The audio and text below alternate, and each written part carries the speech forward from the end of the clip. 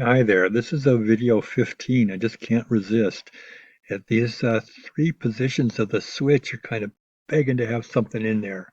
I'm going to show a couple of different ways to do that. One is, let's say I wanted to be able to have a very slow robot for when I'm just putting the ball in the cup or something like that. Here's one way to do that. There's more than one. Notice up here in the variables, I got this thing called speed K, speed constant. I'm just going to copy it. And notice down here in driving, speed K is multiplied times the numbers I get from the get channel value. So if I made this, right now it's 0.99, which is basically the same thing. What if I made it smaller? Let's go up to the switch statement now. Let's do this. Let's say when we have the Rx all the way left, let's change that speed constant to be something small like 0.3, 0.4. And then we turn it to that, and then we can go back to driving just by letting the right joystick go into the middle. Okay, we want it to go back. How about 0.99? Let's put it back to where it belongs.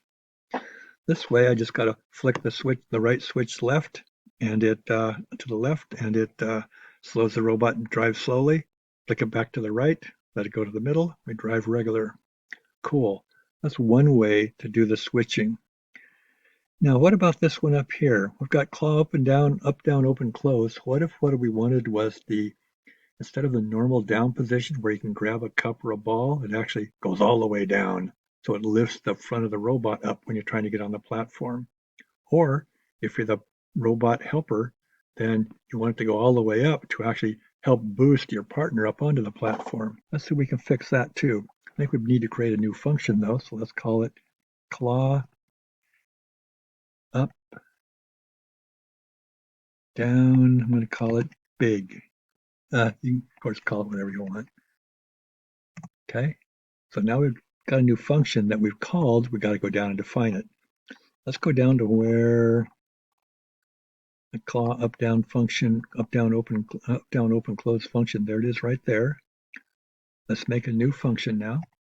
Let's call it again void because we're not returning anything. Claw up, down, big. Doesn't take anything coming in. And we put a curly brace. We're going to put something in there. What are we going to have it do?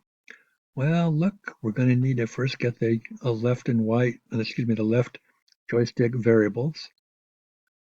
Then we're going to need to tell it what to do. So let's copy these lines, drop it in here.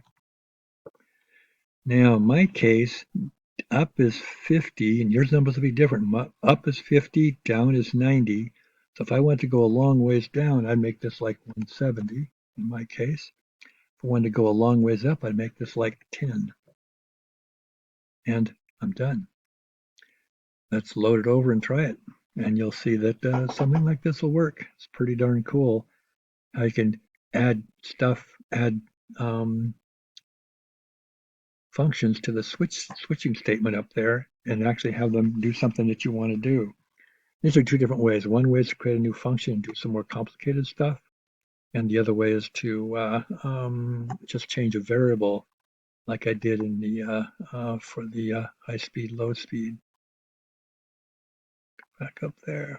So created a new function